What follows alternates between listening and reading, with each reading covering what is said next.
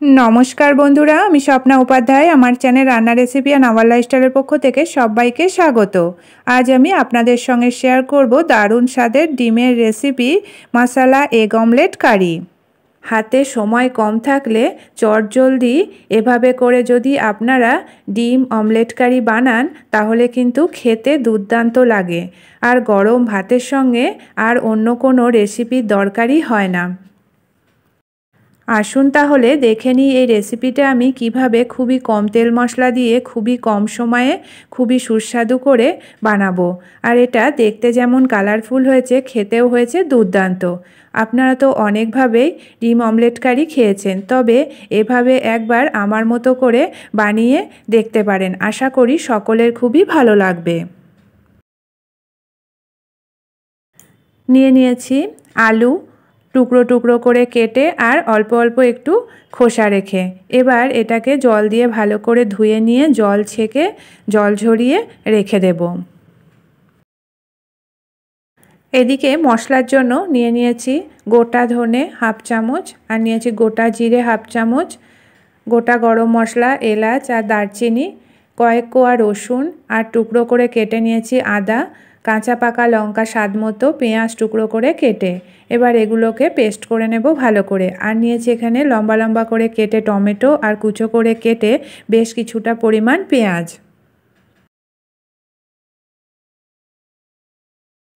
প্রথমে একটা কড়াই বসিয়ে দিয়েছি আর কড়াইয়ে দিয়ে দিয়েছি বেশ কিছুটা পরিমাণ সর্ষের তেল। তেলটা সামান্য গরম হয়েছে, এবার এর মধ্যে ফোড়নের জন্য দিয়ে দিচ্ছি একটা এলাচ আর এক টুকরো দারচিনি আর দিয়ে দিচ্ছি বেশ কিছুটা পরিমাণ কুচনো পেঁয়াজ। পেঁয়াজটাকে এবার নাড়াচাড়া করে মিডিয়াম ফ্লেমে রেখে ভেজে নেব।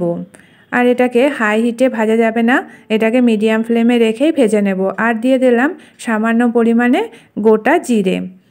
ফোড়নটাকে ভালো করে ভেজে নিয়ে এবার এর মধ্যে দিয়ে দিচ্ছি কেটে রাখা আলু। টুকরো করা আলুগুলো দিয়ে আবারও ফোড়নের সঙ্গে ভালো করে ভেজে নিতে হবে।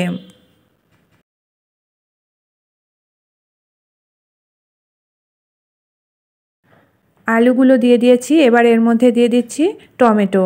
আলু, টমেটো আর লবণ হলুদ ভালো করে একসাথে মিশিয়ে এটাকে কষিয়ে নেব। আলু আর টমেটো মিডিয়াম ফ্লেমে রেখে কষাতে হবে, তাহলে টমেটোর মধ্যে থেকে যে জল বেরোবে তাতেই আলুটা ভাজতে ভাজতে অনেকটা সিদ্ধও হয়ে যাবে আর ভালোভাবে কষানোও হয়ে যাবে। হাই হিটে রেখে এটাকে কষালে তাড়াতাড়ি টমেটোর থেকে জলটা শুকিয়ে যাবে আর আলুটা ভালোভাবে ভাজাও হবে না আর কড়াইয়ের গায়ে লেগে গিয়ে পুড়েও যেতে পারে। তাই সবসময় একটু নাড়াচাড়া করতে হবে আর এভাবে করে ভেজে কষিয়ে নিতে হবে। তার জন্য একটু ঢাকা দিয়ে এটাকে রান্না করে নেব। এবার দেখে নেব আলুটা আর টমেটোটা ভালোভাবে ভাজা কষানো হয়েছে কিনা। দেখেই বোঝা যাচ্ছে টমেটোটাও ভালোভাবে সিদ্ধ হয়ে গেছে আর আলুটাও অনেকটা সিদ্ধ হয়ে গেছে আর ভালোভাবে একটু ভাজাও কষানোও হয়ে গেছে। এবার এর মধ্যে দিয়ে দিচ্ছি পেস্ট করা মশলা। মশলাটা একটু জল দিয়ে পাতলা করে দিয়ে দিয়েছি, তাতে করে মশলাটা কষানোর সময় পুড়ে যাবে না। এবার দিয়ে দিচ্ছি বেশ কিছুটা পরিমাণ ধনেপাতা কুচি। সমস্তটা ভালো করে মিশিয়ে দিয়ে মিডিয়াম ফ্লেমে রেখে বেশ কিছুক্ষণ ধরে এটাকে কষিয়ে নেব, যতক্ষণ পর্যন্ত মশলা থেকে কাঁচা গন্ধ না যায়। ভালো করে কষিয়ে নেওয়া হয়ে গেছে আর মশলা থেকে একটা সুন্দর স্মেলও আসছে আর মশলা থেকে তেলও ছেড়ে দিয়েছে। এবার এটাকে ভালো করে মিশিয়ে দিয়ে দিচ্ছি পরিমাণ মতো জল। প্রথমে দিয়ে দিলাম মশলা বাটা জল, এবার আরও একটু জল দিয়ে এটাকে হাই হিটে ফুটতে দিয়ে আলুটাকে ভালোভাবে সিদ্ধ করে নেব আর ঝোলটাকেও অনেকটা ঘন করে নিতে হবে। পরিমাণ মতো জল দিয়ে দিয়েছি, ভালো করে মশলার আলুর সঙ্গে মিশিয়েও দিয়েছি। এবার একটা ঢাকা দিয়ে রান্না করে নেব। এবার এদিকে ডিমের অমলেট বানিয়ে নেব। তার জন্য দুটো ডিম আগে থেকে ফাটিয়ে নিয়েছি। এবার একটা ডিম আলাদা করে অন্য বাটিতে নিয়ে নিচ্ছি আর একটা ডিম প্রথমে অমলেটের জন্য তৈরি করে নেব।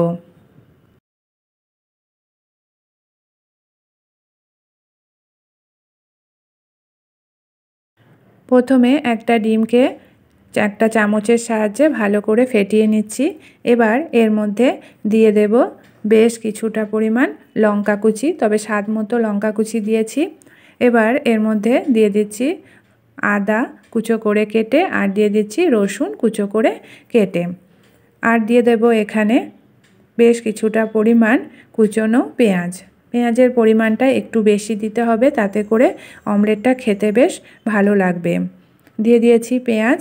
এবার এর মধ্যে দিয়ে দিচ্ছি স্বাদ মতো লবণ, আর দিয়ে দেব এখানে সামান্য পরিমাণে হলুদ।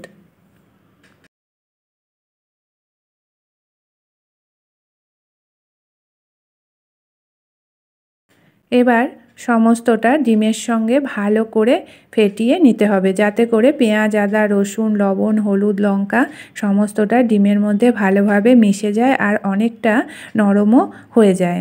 তাতে করে অমলেটটা খেতেও ভালো লাগবে আর ভাজতেও সুবিধা হবে। তাই এটাকে 1-2 মিনিট ভালো করে মিশিয়ে ফেটিয়ে নিতে হবে। এবার অন্যদিকে একটা কড়াই বসিয়ে দিয়েছি, অমলেটটাকে ভেজে নেব। তার জন্য দিয়ে দিচ্ছি বেশ কিছুটা পরিমাণ সর্ষের তেল। তেলটাকে প্রথমে হাই হিটে গরম করে নেব। তেলটা হাই হিটে গরম করে নিয়েছি। এবার এটাকে লো ফ্লেমে রেখে একটা খুন্তির সাহায্যে কড়াইয়ের চারিদিকে এভাবে করে তেলটাকে লাগিয়ে দিতে হবে, তাতে করে অমলেটটা কড়াইয়ের গায়ে ভাজার সময় লেগে যাবে না। ভালো করে লাগিয়ে দিয়েছি। এবার দিয়ে দিচ্ছি ব্যাটারটা। ডিমের ব্যাটারটা এর মধ্যে দিয়ে এবার একটা খুন্তির সাহায্যে পেঁয়াজগুলোকে একটু চারিদিকে ছড়িয়ে বড় করে দিতে হবে অমলেটটাকে, যাতে করে পেঁয়াজ, আদা, রসুন আর কাঁচা পাকা লঙ্কা অমলেটের চারিদিকে সমানভাবেই থাকে। এবার অমলেটটাকে লো ফ্লেমে রেখে এক পিঠ ভালো করে ভেজে নেব। অমলেটটাকে এক পিঠ ভালো করে ভেজে নিয়েছি। এবার খুন্তির সাহায্যে সাবধানে এটাকে উল্টে দিলাম। অপর পিঠও এবার ভালো করে ভেজে নেব। এবার একটু সর্ষের তেল চারিদিকে ছড়িয়ে দিচ্ছি, তাতে করে অপর পিঠটাও ভালোভাবে ভাজাও হয়ে যাবে। একবারে যদি অনেকটা সর্ষের তেল দিয়ে ভাজা হয় তাহলে কিন্তু ভালোভাবে ভাজা হবে না। তাই অপর পিঠ ভাজার জন্য পরে আবার একটু সর্ষের তেল চারিদিকে ছড়িয়ে দিলেই দু পিঠ ভালো করে ভাজা হয়ে যাবে। দেখতে পাচ্ছেন ভালো করে ভাজা হয়ে গেছে। এবার এটাকে নামিয়ে নেব। পরেরটাও ঠিক একইভাবে ভেজে নেব। পরের অমলেটটা ভেজে নেওয়ার জন্য আবার ঠিক একইভাবে দিয়ে দিচ্ছি বেশ কিছুটা পরিমাণ সর্ষের তেল।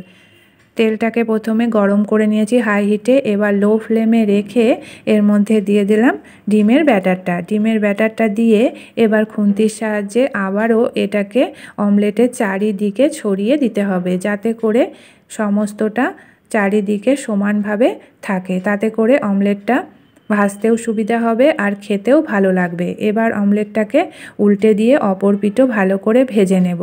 আবারও একটু সর্ষের তেল চারিদিকে ছড়িয়ে দিয়ে অমলেটটাকে দু পিঠই ভালো করে ভেজে নিয়ে নামিয়ে নেব।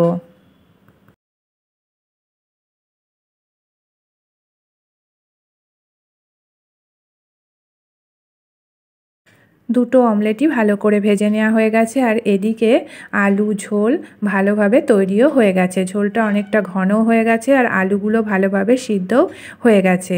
এবার এর মধ্যে দিয়ে দিচ্ছি অমলেটগুলোকে। অমলেটগুলো দিয়ে ভালো করে মিশিয়ে দিয়ে ঝোলের সঙ্গে হাই হিটে 1-2 মিনিট ফুটতে দেব, তাতে করে তেল ঝাল মশলা অমলেটের মধ্যে ভালোভাবে ঢুকে যাবে আর খেতেও দুর্দান্ত লাগবে।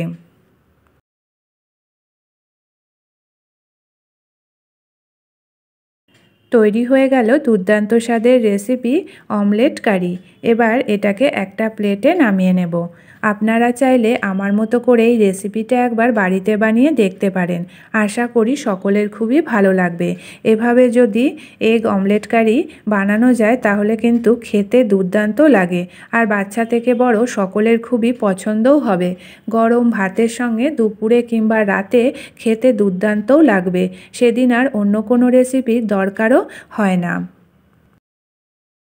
তাহলে বন্ধুরা দেখলেন তো কত কম সময়ে আর কত সহজে কত কম তেল মশলা দিয়ে তৈরি হয়ে গেল দুর্দান্ত স্বাদের ডিমের এই রেসিপি। রেসিপিটা যদি আপনাদের ভালো লেগে থাকে তাহলে লাইক শেয়ার কমেন্ট করবেন, আর আমার চ্যানেলকে এখনও যারা সাবস্ক্রাইব করেননি প্লিজ সাবস্ক্রাইব করে নেবেন। আজকের মতো এটুকুই, আবার দেখা হবে আগামী নতুন পর্বে। ভালো থাকবেন, সুস্থ থাকবেন, ধন্যবাদ।